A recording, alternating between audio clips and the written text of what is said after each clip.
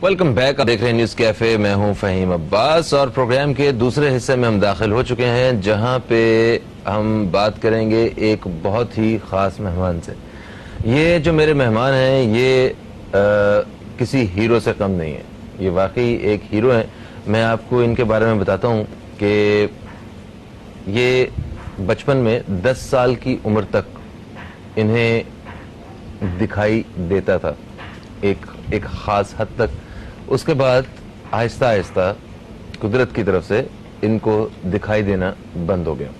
तो मगर इन्होंने अपनी इस एक कमजोरी को, इस एक डिसेबिलिटी को, अपनी जिंदगी की रफ्तार को कम नहीं होने दिया और इन्होंने अब मेहनत को जारी रखा। और आज माशाअल्लाह ये सबसे बड़ी बात, ये एक रेडियो जॉकी हैं, ठीक है, आरजे हैं एक रेडियो चैनल पे।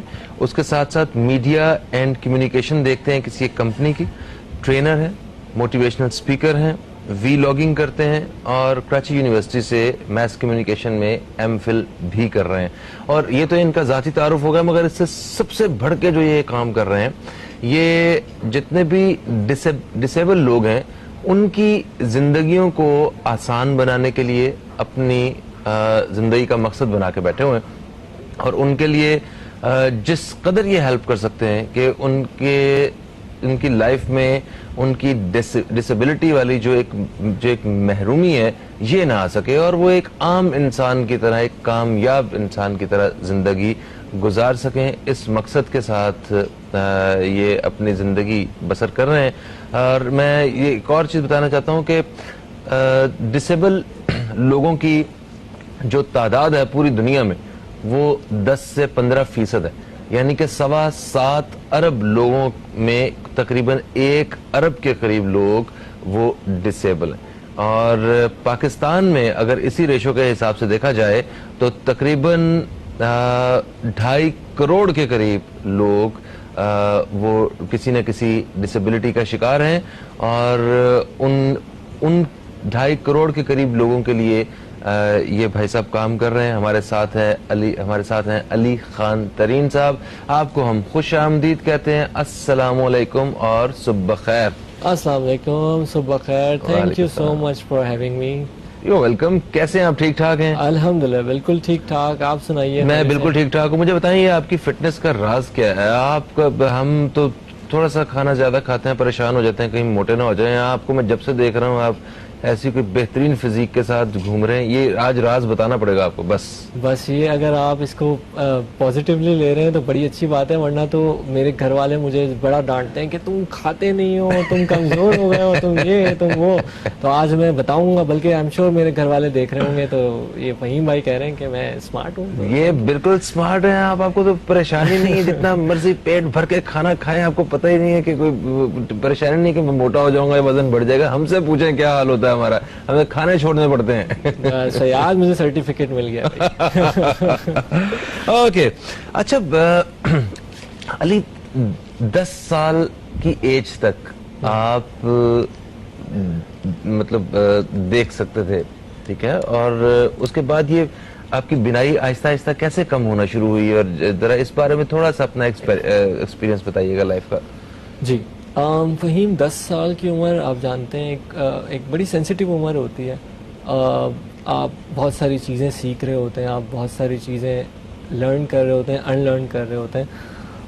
मेरे साथ मामला ये था कि मैं कंप्लीटली साइटेड तो नहीं था, लेकिन इतना विजन था कि मैं अपनी ज़िंदगी के जो मामलात हैं वो आराम से कर लेता था। ठीक है। जब मेरे वालिदैन को पता चला बचपन में कि आई साइट के साथ कोई इशू है, तो जाहिर है कि हर अच्छे वालिदैन की तरह वो भी मुझे डॉक्टर्स के पास लेके गए। अब डॉक्टर्स के पास अलमिया कुछ यूँ था फहीम कि डॉक्टर्स ने मुझे एक उम्मीद दिलाई, एक उम्मीद ये दिलाई कि आपकी क्योंकि ग्रोथ की एज है और जैसे जैसे आपकी उम्र बढ़ती जाएगी वैसे वैसे आपकी आईसाइट ठीक होती जाएगी। अच्छा। और जो हालात थे वो इससे बिल्कुल मुख्तलिफ थे। जैसे जैसे मेरी उम्र बढ़ती गई वैसे वैसे मेरी आईसाइट बेहतर होने के बजाय मज़ीद उसमें कमी आना शुरू हो गई। और वो इतनी कमी आना शुरू हो गई कि मेरे जो रोज़मर्रा के मामलात थे उसमें मुझे शदीद दिक्कत का सामना करना पड़ा। यहाँ तक कि मेरी जो स्कूलिंग थी वो भी मेरी छूट गई, और फिर मामलात ऐसे हुए कि बहुत सारी चीज़ें, एक ऐसा पीरियड होता है कि आपकी जब स्कूलिंग, बहुत सारे बच्चे होते हैं जिनको स्कूल जाने का शौक नहीं होता, जी, रोज सुबह सुबह रो रहे होते हैं, रोज रो रहे होते हैं। मैं वो बच्चा था जिसको स्कूल जाने का शौक था। अच्छा, ठीक है। और होता कुछ नहीं था कि मुझे कोई स्कूल, अपने स्कूल में एडमिशन देने के लिए तैयार नहीं था। वो क्यों? वो ये कहते थे कि भाई ये तो ब्लाइंड है, या ये ब्लाइंड हो रहे हैं। क्योंकि मैं जो ब्लैक बोर्ड था या जो बारीक लिखाई होती थी उसको नहीं फॉलो कर पाता था, तो वो ये कहते थे कि जी नहीं, आप इनको स्पेशल स्कूल में लेके जाएं। अच्छा, उस टाइम पे सारे इतनी अवेयरनेस भी नहीं थी। अब स्पेशल स्कूल में जाना और स्पेशल स्कूल की तालीम हासिल करना भी इटसेल्फ एक बड़ा चैलेंजिंग काम भी था, और एक बड़ी अननोन सी बात थी। खैर समहाउ फिर हमने ये डिसाइड किया कि मैं अपनी जो तालीम है वो होम स्कूलिंग के थ्रू करूँगा। अच्छा, तो ये तो होम स्कूलिंग के लिए तो सबसे बड़ा किरदार वो पेरेंट्स का होता है। बिल्कुल, क्योंकि अब आपको स्कूल्स के टीचर नहीं, आपको आपके अपने घर वाले पढ़ा रहे होते हैं और आपको सपोर्ट कर रहे होते हैं। तो होम स्कूलिंग ये एक नया बड़ा चैलेंज हुआ होगा। होम स्कूलिंग मैं ये समझता हूँ चैलेंज इसलिए भी नहीं था मेरे लिए, और बहुत सारे लोगों के लिए हो सकता है, कि मेरे माशाल्लाह 6 बहन भाई हैं माशाल्लाह, और मैं उनमें सबसे छोटा हूँ। ओके। तो सब अपना अपना हिस्सा डालते थे उसमें। अम्मी अब्बू का अलग टाइम होता था, बहन भाइयों का अलग टाइम होता था, तो वो अपना हिस्सा डालने के बावजूद मेरे पास अच्छा खासा टाइम बच जाता था जिसमें मैं खेल लूँ या जो मेरे अपने शौक होते थे उनको मैं पूरा करूँ। सही। तो वो मैं आपको आगे अगर बताऊं ना, तो जैसे मैं आपको बता रहा था कि डॉक्टर्स ने एक उम्मीद दिलाई हुई थी मुझे कि मैं एक दिन बिल्कुल ठीक हो जाऊंगा। एक दिन मुझे पता चला फहीम कि वो जो उम्मीद थी वो बिल्कुल ही गलत थी, और मुझे ये बताया गया कि आपको आने वाली ज़िंदगी में ब्लाइंडनेस के साथ, विजुअल इम्पेयरमेंट के साथ गुजारना है। वो जो मेरी ज़िंदगी का टाइम था ना फहीम, वो बहुत मुश्किल था। आप इमेजिन कर सकते हैं इस बात को कि एक बच्चा, जाहिर है कि 8-10 साल का बच्चा, जिसको ये उम्मीद हो कि जिसने सारी ज़िंदगी के हिसाब से अपनी प्लानिंग की हुई हो कि मेरी जब आई साइट ठीक हो जाएंगी तो मैंने स्कूल कंटिन्यू करना है, मेरी जब आई साइट ठीक हो जाएंगी तो मैंने ये भी करना है। मैंने बहुत सारे गोल्स बना के रखे हुए थे अपनी ज़िंदगी में, ड्रीम्स देख के रखे हुए थे, और उसको एसोसिएट किया हुआ था कि ये सब मैंने तब करना है जब मेरी आई साइट ठीक होनी है। और फिर आउट ऑफ नोवेयर मुझे बताया जाता है कि आपकी जो है वो आई साइट अब ज़िंदगी भर शायद कभी ठीक ना हो।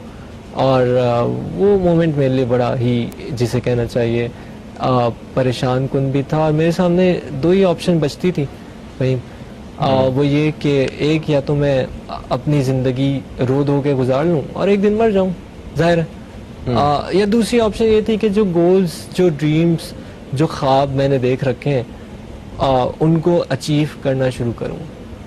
और फिर थोड़े से टाइम के बाद रियलाइज़ किया, और फिर मैंने अपनी जो जद्दोजहद थी, जो अपनी कोशिशें थी, जो अपने ख्वाब थे, उन पे काम करना शुरू किया, और फिर जाहिर है कि आज आपके सामने हूँ। माशाल्लाह, आप एक मिसाल हैं, और पाकिस्तान के करोड़ों लोगों से आप बेहतर और कामयाब ज़िंदगी गुजार रहे हैं।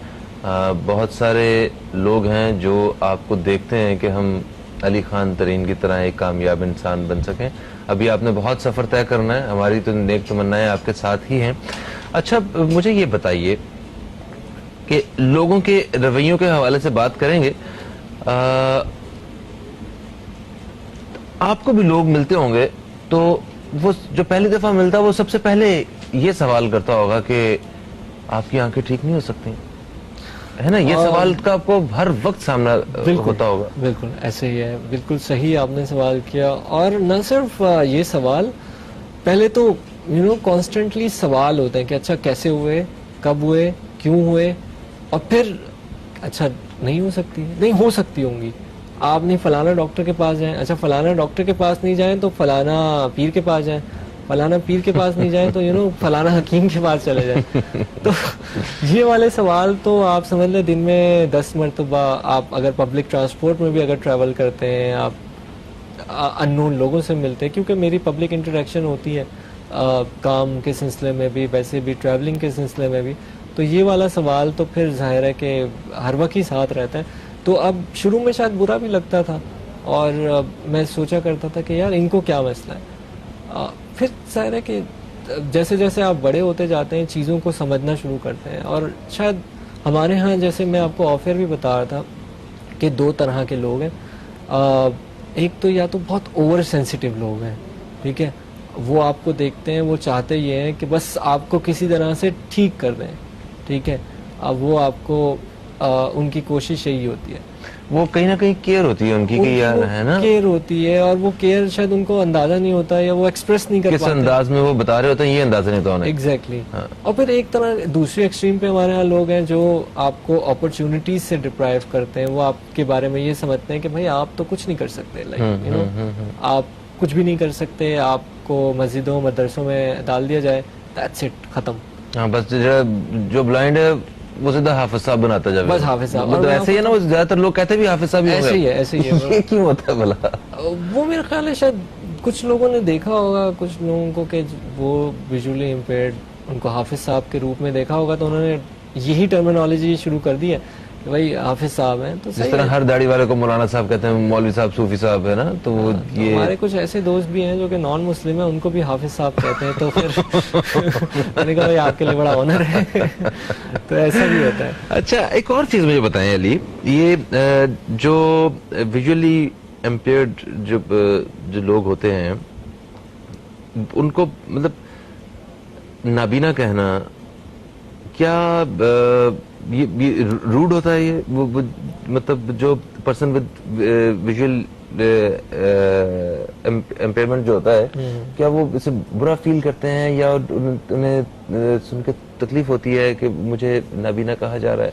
अच्छा फहीम, इसमें ना सॉरी, ये मुझे बड़ा मुश्किल सा सवाल लग रहा है मुझे ये पूछते हुए। मैं कब, और मुझे पता है कि आप इसका सही तरह से जवाब देंगे और मुझे बिल्कुल बुरा भला नहीं कहेंगे। और आई एम सो ग्लैड कि आपने ये सवाल पूछा, और ये चीज़ आई थिंक थोड़ी सी क्लियर होनी भी चाहिए। आई बिलीव पर्सनली, अच्छा इस पे एक पूरी तहरीक चली थी और यूनाइटेड नेशन की कन्वेंशन हुई थी और उसमें फिर कुछ टर्मिनोलॉजीज डिफाइन की गई थी, टर्मिनोलॉजीज सजेस्ट की गई थी। अच्छा, उस टर्मिनोलॉजी में सबसे पहले तो ये बात डिसाइड की गई थी कि पुट द पर्सन फर्स्ट, यानी कि आप अगर किसी शख्स से मिल रहे हैं, किसी शख्स से देख रहे हैं या किसी शख्स को मुखातिब कर रहे हैं, तो आप उसकी डिसेबिलिटी से मुखातिब ना करें। मिसाल के तौर पे अगर ये चैलेंज हूँ, विजुअली इम्पेयर्ड हूँ, तो पहले आप लगाएंगे person with disability, person with visual impairment, person with hearing impairment, put the person first वाले कॉन्सेप्ट, कि आपको डिसेबिलिटी वाली पहचान ना हो। दूसरा, जहाँ तक आपने सवाल किया ना कि जी ऐसा कभी कभी होता है कि कुछ लोग इस हवाले से ऑफेंड हो जाते हैं कि अगर आप किसी को ब्लाइंड, फिर भी कॉमनली यूज वर्ड है, बट आपके यहाँ ऐसे ऐसे टर्मिनोलॉजीज यूज की जाती है, मिसाल के तौर पे अंधा, ठीक है, अंधा यूज किया जाता है। आमतौर पे लोग इसको बुरे अल्फाज में यूज करते हैं, और आप किसी विजुअली इम्पेयर्ड को अगर अंधा कह दें तो वो यकीनन इस चीज़ को माइंड करता है। शायद आपस में बात करते हुए इतना बुरा ना लगे, लेकिन कोई बाहर वाला शख्स कह दे कि भाई तू अंधा है, तो आई मीन वो तो बुरा मानेगा। इसी तरह बाकी टर्मिनोलॉजीज की भी अगर हम बात करें तो उसमें भी चेंजेस आए थे। मिसाल के तौर पे मेंटली रिटार्डेड, ठीक है, ये वो टर्मिनोलॉजी है जो कि जिसे कहना चाहिए कि एक ऐसी जिसमें तजलील आमेज बात लगती है। अच्छा, मैं इंतहाई माजरत चाहता हूँ आपसे अली खान तरीन साहब, हमें एक वक्फे की तरफ बढ़ना है। वक्फे से वापस आते हैं तो ये गुफ्तगू को यहाँ से जारी रखेंगे, और मैं चाहूंगा कि आप दोस्तों से भी दरख्वास्त करूंगा कि आप भी प्रोग्राम में कॉल करें और प्रोग्राम का हिस्सा बने। जो कुछ बात करना चाहते हैं, कहना चाहते हैं इस हवाले से, उसमें प्रोग्राम में हिस्सा डालिए। कहीं मत जाइए, अब तक देखते रहिए न्यूज़ कैफे, देखते रहिए। अभी कुछ देर बाद आपसे दोबारा मुलाकात होती है, जिनसे हम डिसेबिलिटी के हवाले से बात कर रहे हैं कि किस तरह एक पर्सन विद डिसेबिलिटी जो है वो एक सोसाइटी के आम इंसान की तरह जिंदगी गुजार सकता है, और सोसाइटी के जो बाकी लोग हैं वो अपना क्या रोल प्ले कर सकते हैं इस हवाले से, इस बारे में बात होगी। और अभी हम इनके अपने एक जो जिंदगी का एक सफर है उसके बारे में हम जान रहे हैं, बात कर रहे हैं, और यकीन माने जिस जिस तरह ये अपने बारे में बताते जा रहे हैं इनका कद मेरी नज़र में और बड़ा होता जा रहा है। क्या बात है अली भाई। अच्छा जी, तो हम बात कर रहे थे कि आपने किस तरह जो है ये सारे मामला देखना शुरू किए, और लोगों का जो रवैया है उसके बारे में बात हो रही थी कि लोग ऐसे ही किसी को कह देते हैं कि तू अंधा हो गया क्या, नजर नहीं आ रहा क्या, तो वो उससे वो जिसको कहा जा रहा होता है वो थोड़ा सा वो ऑफेंड होता है, अच्छे वर्ड्स में नहीं शामिल किया जाता। तो आपके सामने जब कोई ऐसी कोई बात करता है तो किसी और के बारे में भी हो, तो उस वक्त क्या महसूस हो रहा होता है, क्या फीलिंग होती है? अच्छा, क्योंकि लोगों को इस हवाले से अवेयरनेस नहीं है, लोग ज़्यादा नहीं जानते, तो ऑफ कोर्स मेरी जो कोशिश होती है, जो फीलिंग्स होती है वो तो चलें छोड़ देते हैं, लेकिन मेरी कोशिश ये होती है, और हम ज़्यादातर लोगों की जो एक्टिविस्ट हैं उनकी कोशिश ये होती है कि आप उनको अवेयर करें, आप उनको बताएं, आप उनको टर्मिनोलॉजीज़ के बारे में भी बताएं, आप उनको एफर्ट्स के बारे में भी बताएं, आप उनको अचीवमेंट्स के बारे में बताएं। जिसे आप आम तौर पे अंधा समझते हैं वो आप पाकिस्तान के सिविल जजेस में आता है, जिसे आप आम तौर पे अंधा समझते हैं वो सीएसएस ऑफिसर्स हैं, और सीएसएस में जो है वो पोजीशंस होल्डर हैं। जिसे आप अंधा समझते हैं आम तौर पे वो लेक्चरर्स भी हैं, जिसे आप अंधा समझते हैं वो कोई ऐसी फील्ड नहीं है जिसमें वो काम नहीं कर रहे। अच्छा, काम के हवाले से अली अगर बात की जाए तो देखिए, मुझे याद है मैं मॉडलिंग के लिए गया, मुझे रिजेक्ट कर दिया गया कि जाएं भाई आप काम करें जाके, आप बहुत लंबे हैं, ठीक है। एक और जगह पे मैं फैशन शो पे गया, एक बड़ा फैशन शो था, शुरू में उन्होंने मुझे भेजा कि नहीं आपकी हाइट जो है वो ज्यादा है, मतलब ज्यादा हाइट तो बेनिफिट होता है, वो उनके अपने म्यार से भी उनके ज्यादा है जी, आपकी 6'3" हाइट है, हमें 6'2" से ज्यादा हमें मॉडल नहीं चाहिए कोई। तो मेरे लिए वो एक वो तकलीफ थी थोड़ी सी। अब इसी तरह अगर आप देखा जाए कि एक पर्सन जो कि डिसेबिलिटी के साथ अपनी जिंदगी गुजार रहा है, उसको अगर किसी जगह से कोई रिजेक्शन का सामना करना पड़ता है तो वो तो इसको और अंदाज से फील करता होगा, उसे तो बहुत तकलीफ होती होगी। ऐसे ही है, बिल्कुल ऐसे ही है। और मैं ये समझता हूँ कि एम्प्लॉयमेंट की आपने बात की ना, या आप अपने पैशन की बात करें, तो पर्सन विद डिसेबिलिटीज़ को, पर्सन विद विजुअल इम्पेयरमेंट को रिजेक्शन बहुत ज़्यादा सामना करना पड़ता है। मैं अगर आपको अपनी स्टोरी भी बताऊं इस हवाले से, जाहिर है कि बहुत सारी एम्प्लॉयमेंट अपॉर्चुनिटीज़ आई, उनमें अप्लाई किया, लेकिन रेडियो एक ऐसी चीज़ है जो मेरा पैशन था। जब मैं आपको बता रहा था कि मेरे पास होम स्कूलिंग थी तो मैं बड़ा फारिग होता था, और मेरे पास कुछ और पढ़ाई वगैरह करने के बाद नहीं होता था, तो मैं टीवी और रेडियो देखता था, रेडियो सुनता था, टीवी देखता था। तो उस टाइम पे मैं ये सोचता था कि मुझे रेडियो पे आरजे बनना है, टीवी पे एंकर पर्सन बनना है। अच्छा, उसी टाइम से मैंने सोचना शुरू कर दिया था। तो वो पैशन मेरा उस टाइम से बढ़ते बढ़ते, जब मेरी आवाज़ थोड़ी बेहतर हो गई, लाइक बचपन में आपकी थोड़ी पतली पतली आवाज़ होती थी, मैंने कहा कि उसमें तो किसी ने नहीं लेना मुझे।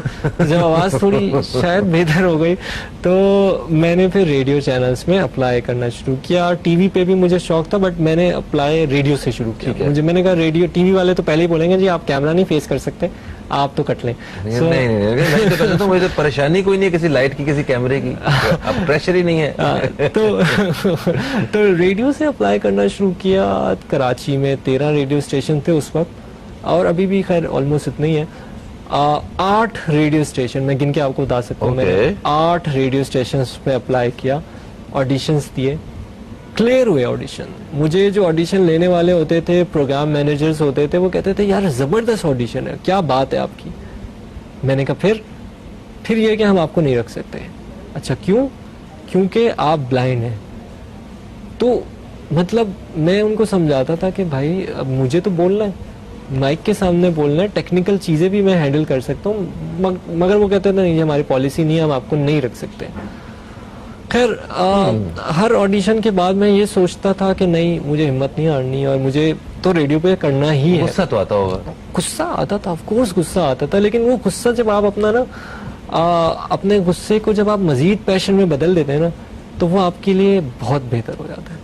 और मैं उस गुस्से को कि मुझे प्रूफ करना है और मुझे रेडियो पे जाना है, तो मैंने प्रूफ करने की कोशिश की 2 तरीकों से। एक तो ये कि हिम्मत नहीं हारी, दूसरा हमारे कुछ दोस्त हैं, हमने उनके साथ मिलके एक ऑनलाइन वीडियो का सेटअप बनाया, ठीक है, जिसमें टेक्निकल हैंडलिंग से लेके तमाम प्रोग्राम मैनेजिंग से लेके ईच एंड एवरीथिंग हम करते थे और दुनिया को ये साबित करते थे। और उसमें सिर्फ पाकिस्तान से नहीं, दुनिया भर से हमने आरजेएस को लिया जो कि विजुअली इम्पेयर्ड थे। स्पेसिफिकली हमने उन लोगों को लिया जिनको रेडियो करने का शौक था और जो कि विजुअली इम्पेयर्ड थे, और वो हमने उस ऑनलाइन प्लेटफॉर्म के जरिए भी प्रूव किया। और फिर अल्टीमेटली एक अपॉर्चुनिटी आई, एक ऑर्गेनाइजेशन है, मैं जरूर नाम लेता हूँ हर जगह, आपकी इजाजत होगी तो मैं उसका नाम लूंगा, सोसाइटी फॉर इंटरनेशनल एजुकेशन। उनके पास एक रेडियो प्रोजेक्ट था और उन्होंने कहा कि जी, मैंने अप्लाई किया। अच्छा, मैं कभी भी ना अप्लाई करते हुए मैं थोड़ी सी ट्रिक खेलता था, कभी ये नहीं बताता था कि आई एम अ विजुअली इम्पेयर्ड। अच्छा, क्योंकि मैंने कहा सीवी से ही उन्होंने रिजेक्ट कर देना, जरा जाने के बाद जरा रिजेक्ट करें तो और मजा आएगा। तो उनकी मेरे पास कॉल आई और उन्होंने मुझे बुलाया, उन्होंने कहा कि ठीक है आप आ जाएं। और मैंने उनको फिर फोन पे बताया कि जी I am a visually impaired individual, तो आप देख लें, अगर आपको लगता है कि आप किसी विजुअली इम्पेयर्ड इंडिविजुअल को अकोमोडेट कर सकते हैं तो ठीक है, नहीं तो फिर आपका अपना भी टाइम ना ज़ाया हो ना मेरा ज़ाया हो। उन्होंने कहा नहीं, आप बिल्कुल आ जाएं। और वो अपॉर्चुनिटी थी जब उन्होंने मुझे आउट ऑफ बहुत सारे लोग आए थे ऑडिशन के लिए, अब वो उन्होंने मुझे सिलेक्ट किया और उसके बाद मैंने उस ऑर्गेनाइजेशन के बिहाफ पे मेन स्ट्रीम एफएम रेडियो पे शो स्टार्ट किया और उन्होंने मुझे लेट आरजे बनाया। एंड वो फिर मुझे लगता है कि वो ज़िंदगी में एक अचीवमेंट इस तरीके से थी कि आपने अगर हिम्मत नहीं हारनी, आपने जद्दोजहद करते रहना है, तो फिर मेरा ख्याल है अल्टीमेटली आपको जो आप अचीव करना चाहते हैं वो आप अचीव कर सकते हैं। और ये छोटी सी एफर्ट थी एक। तो अली खान तरीन, तो आपको रात को बैठ के प्यार मोहब्बत की बातें रेडियो पे करते हुए? अच्छा, यूजुअली मैं जाहिर है कि प्यार मोहब्बत वाली बातें नहीं करता। जब मैं मेन स्ट्रीम एफएम चैनल पे, तब भी इंटरव्यू बेस्ड शो होता है, ऑनलाइन रेडियो पे भी इंटरव्यू बेस्ड शो होता है, सोशल इश्यूज पे, सोशल हैपनिंग्स पे हम बात करते हैं। आपकी तरह थोड़ा बहुत करंट अफेयर पे भी बात कर लेते हैं। नहीं, हमारी तरह बिल्कुल भी नहीं। आप माशाल्लाह काबिल आदमी हैं। मुझे क्योंकि प्रोग्राम का आखिरी कुछ मिनट्स बाकी बचे हैं, मुझे ये धचका अभी लगा है, पता ही नहीं चला हमें किस वक्त जो है प्रोग्राम किस तरफ निकल गया। मुझे ये बताएं कि आप इस वक्त ब्लाइंड कम्युनिटी के लिए क्या काम कर रहे हैं, और ये बेसिकली एक पैगाम ही होगा। और जो पेरेंट्स इस वक्त हैं या वो जो सोसाइटी में मतलब जिन्हें किसी न किसी पर्सन विद विजुअल इम्पेयरमेंट के साथ किसी का अगर वक्त गुजर रहा है या किसी से इंटरेक्शन हो रहा है, उसको आप क्या पैगाम देना चाहेंगे? इस हवाले से ज़रा बात कीजिए, फिर हम प्रोग्राम का इख्तिताम करेंगे। ठीक है। अच्छा, जो मैं काम कर रहा हूँ, मैं एक ऑर्गेनाइजेशन नई सुबह जिसका नाम है, उसके साथ एसोसिएटेड हूँ, जिसमें हम लोग डिफरेंट प्रोजेक्ट्स पे काम करते हैं। कैपेसिटी बिल्डिंग पे मेन हमारा फोकस है और हम कोशिश करते हैं कि हम रिसोर्सेज फराहम करें। अब मैं specifically media and communication department देखता हूँ, जिसमें जिसका मेन प्रोजेक्ट है वो ऑडियो लाइब्रेरी है। अच्छा, ऑडियो लाइब्रेरी का मकसद ये है कि हम वो किताबें जो कि मौजूद हैं लेकिन विजुअली इम्पेयर्ड की रसाई में नहीं है और जिसकी वजह से उनकी तालीम का सिलसिला नहीं हो पाता, उन किताबों को हम ऑडियो फॉर्मेट में कन्वर्ट करें और उसको पब्लिक डोमेन में डालें, सो दैट वो कहीं से भी यूट्यूब से, वेबसाइट से उठाएं और वो अपनी पढ़ाई को, ना सिर्फ वो किताबें बल्कि वो ट्रेनिंग अपॉर्चुनिटीज़, वो स्किल डेवलपमेंट की चीज़ें, तमाम स्टफ हमारे पास वो यूट्यूब पे और वेबसाइट पे, हमारी नई सुबह की वेबसाइट पे अवेलेबल है। नई सुबह, बिल्कुल नई सुबह। तो वहाँ पे वो तालीम का सिलसिला जो है वो जारी बिल्कुल रख सकेंगे जितने भी लोग मतलब विजुअली इम्पेयर्ड हैं। और thank you so much Ali Khan Tareen, आप हमारे साथ मौजूद थे, हमारी बड़ी अच्छी गपशप रही। नई सुबह उसे ज़रूर विजिट कीजिएगा। और सोसाइटी में जितने भी लोग हैं जो उनका बहुत बड़ा किरदार है कि वो किसी तरह भी किसी को कमतर नहीं समझें, क्योंकि कोई भी